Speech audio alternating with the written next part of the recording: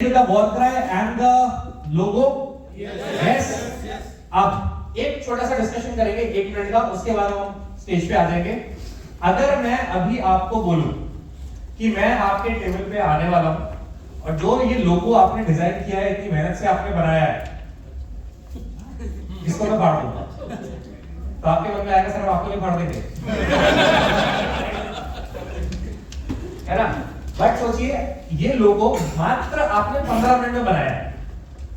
उस लोगो के प्रति कितना प्यार, कितनी ओनरशिप, है ना? ऐसा लगता है कि यार ये मेरा है, एक टीम वाली भावना आ रही है। अब सोचिए एक ऑर्गेनाइजेशन में कितने सालों से काम कर रहे हैं, तो टीम अगर उस ऑर्गेनाइजेशन के लिए सेम फीलिंग हो और उस ऑर्गेनाइजेशन के लोगों के अगेंस्ट कोई कुछ काम करे, उसकी गुडविल के अगेंस्ट कोई काम करे, तो उसको भी ऐसे ही रोकने का है ना? अभी जब मैं टेबल्स पे चल रहा था, मेरे को बड़ा मजा आ रहा था। कहीं ना कहीं साइड कैसे गंदा हो रहा है, मतलब खराब ना हो जाए, है ना? कितना हम लोग कॉन्शियस हो गए थे उसको बनाने के लिए। अगर हम सिमिलर कॉन्शियसनेस अपनी कंपनी के लिए भी लेकर आए तो, कि हमें दिख रहा है कि और गलत कर रहा है, इसकी गलती की वजह से मेरा क्लाइंट परेशान हो गया, इसकी गलती की वजह से मेरी कंपनी की गुडविल खराब हो सकती है, तो ऐसा नहीं है मेरे को मैं उसको छोड़ दूंगी, कोई और कॉन्ट्रैक्ट कर लेगा, यार मुझे क्या पड़ी है। ये आपकी जिम्मेदारी है, क्योंकि आपकी गुडविल भी जुड़ी हुई है उसके साथ। तो कोई और गलत करे, जैसे आप अभी इस एक्टिविटी में उसको रोक रहे थे ना गलत करने से, ऐसी कंपनी में भी रोक दो भाई, कोई दिक्कत नहीं है। सही इंसान हमेशा सही होता है, चाहे कहीं पे भी हो। वो वाली बात है ना कि अगर 500 रुपए का नोट में यहाँ पे लूं और एकदम उसका चकनाचूर करके यहाँ पे नीचे डाल दूं और फिर उठाऊंगा, तो उसकी वैल्यू कम हो जाएगी ना? नहीं। अरे पर मैंने तो उसको ऐसे ऐसे कर दिया,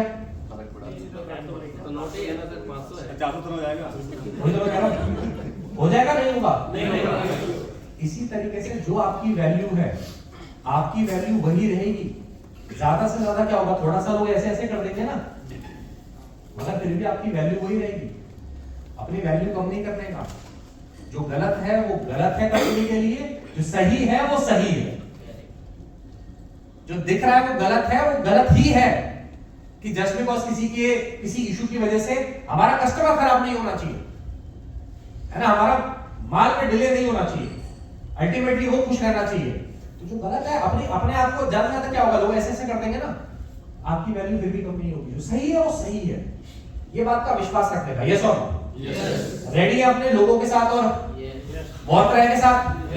तो सबसे जबरदस्त वॉर क्राई किसका बना है? अच्छा, इसमें भी एक बड़ी मजेदार बात है दोस्तों, ये कंपनी किसकी है, हमारी या मेरी? हमारी। ये देश किसका है? हमारा। बीवी किसकी है? मेरी।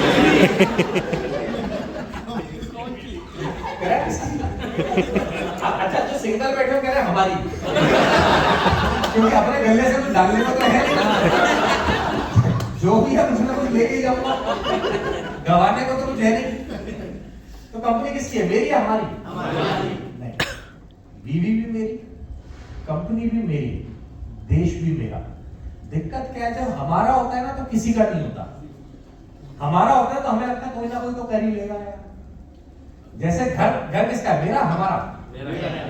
घर भी मेरा, कंपनी भी मेरी। आप कंपनी के मालिक अपने आप को मान के चलो, इतने असली में बन जाते हो। दिक्कत क्या, हम सोचते ही हैं कि यार फर्क क्या पड़ता है ना? कंपनी की लाइट खुली रहेगी, कोई बात नहीं। दिक्कत ये जब आप अपना मान के चलते हो ना, तो आपका एक माइंडसेट डेवलप होता है कि हाँ यार ये मेरी है, और इस चक्कर में आप असली में इतने हकदार बन जाते हो। देखो पहले ताजमहल आया या ताजमहल का ख्याल आया? पहले तो सोच आई ना। अब दिक्कत है कई लोग सोच भी नहीं रहे, और सोच ही रहे हम तो इतना ही, हमारा बनता ही इतना है। आपको रियल एक्सपेरिमेंट बता रहा हूं, इकिगाई किताब है, आपने नाम सुना है? Ikigai, IKIGAI, Ikigai. अच्छा, कई लोग तो सोचते हैं क्या बोल रहा है पागल। अरे बेहतरीन किताब है भाई, मौका मिले पढ़िएगा, 100 रुपए की आती है, सह परिवार पढ़िएगा, घर लेके जाए 2 कॉपी लेके जाए, अपने लिए भी वही बच्चों के लिए भी। तो उस किताब में एक रियल स्टोरी लिखी है, उस किताब से मिलती जुलती एक स्टोरी है।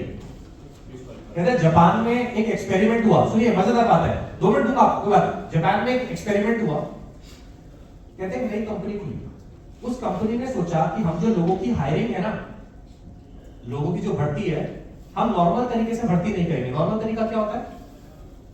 इंटरव्यू होगा, है ना, ग्रुप डिस्कशन होगा, प्रोफाइल चेक होगा। कहते हैं ये सब फलाना ढिमकाना कुछ नहीं। हम क्या करेंगे, संडे के दिन 12 बजे ऑफिस खोलेंगे, और जैसा ये ऑफिस है मान लेते हैं, हर कुर्सी के आगे उसका डेजिग्नेशन लिख दिया जाए कि भैया ये इसका डेजिग्नेशन है, ये सैलरी है, ये क्या है। जो जिस कुर्सी पे आके बैठ जाएगा पहले वो नौकरी उसकी। क्लियर है? अब संडे के दिन 12 बजे 400 लोग आके खड़े हुए स्पोर्ट शूज पहन के एकदम रेडी उन 200 कुर्सियों के लिए जिस पे उनको बैठना था। मतलब 200 वैकेंसीज थी, 400 लोग आके खड़े हुए। अब जैसे ही 12 बजे गेट खुला सारे के सारे अंदर भागे और वो उन 180 कुर्सियों के लिए लड़ रहे थे जिस पे वो बैठना चाहते थे। जो टॉप की 20 कुर्सियां थी, टॉप मतलब टॉप फ्लोर पे नहीं, जो साइड में टॉप मतलब जो सीनियर डेजिग्नेशन की जो कुर्सियां हैं उस पे कोई जाकर ही नहीं बैठा। You know why? Any guesses?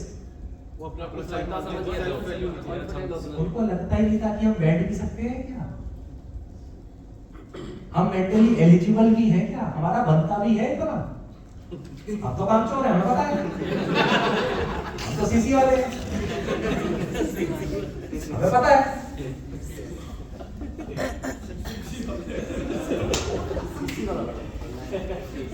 मैं इतना कर दूं, आज के बाद सीसी कर ही नहीं पाए, सब बीसीसी में काम हो जाएगा। अब दिक्कत ये है कि देखो, आप चोरी करते हो ना, आप गलत करते हो, आप काम चोरी करते हो, किसी ने नहीं देखा, किसी को नहीं पता चला, मगर दिक्कत पता है क्या है? आपको पता चलेगा और आपकी हिम्मत ही नहीं हो रही कहीं सही जगह अप्लाई करने की, क्योंकि आपको पता है मैं क्या कांटी हूं। I know myself, my life my rules. Are you with me? तो अपनी सेल्फ रिस्पेक्ट बढ़ाने का एक किताब है शिव खेड़ा की, बात हो रही थी ना, यू कैन विन। उसमें एक चैप्टर है हाउ सेल्फ एस्टीम, उसमें उसने बड़ी अच्छी बातें बताई है, how to increase your self esteem. ये पढ़ो भाई, अपने बच्चे को भी पढ़ाओ। मतलब सबको जरूरत है, इसलिए अगर आपका बच्चे में दिक्कत है इसलिए उसको जरूरत है, क्योंकि है ये मार्केट की डिमांड है। जैसे उसको स्ट्रॉन्ग इम्यूनिटी की जरूरत है ना, ऐसी उसको मेंटल इम्यूनिटी की जरूरत है। सेल्फ एस्टीम कैसे बढ़ाओ, उसमें तरीका लिखा है। सेल्फ एस्टीम बढ़ाने का सबसे बढ़िया तरीका होता है, क्या होता है? आप अच्छा काम तब करो जब आपको कोई नहीं देख रहा, क्योंकि आपको पता है कोई नहीं देख रहा, मैं देख रहा हूं कि मैं ठीक आदमी हूं। और जब आप ये हरकतें करना शुरू करते हो, आपकी अपनी नजरों में इज्जत बढ़ती है। साहब बहुत बड़ी चीज है ये, सारा खेल ही लाइफ में अल्टीमेटली इस चीज का है, how do you think about yourself. बहुत बड़ी चीज है ये। आपने कांड किया, किसी ने देखा, आपने देख लिया, अपनी नजरों में कहते फायदा कुछ नहीं। आपने अच्छा काम किया, किसी ने देखा, अपनी नजरों में बढ़िया हो गए, बहुत फायदा हो गया आपका, आप खुश हो गए, आपका सेल्फ एस्टीम बढ़ गया। Are you with me?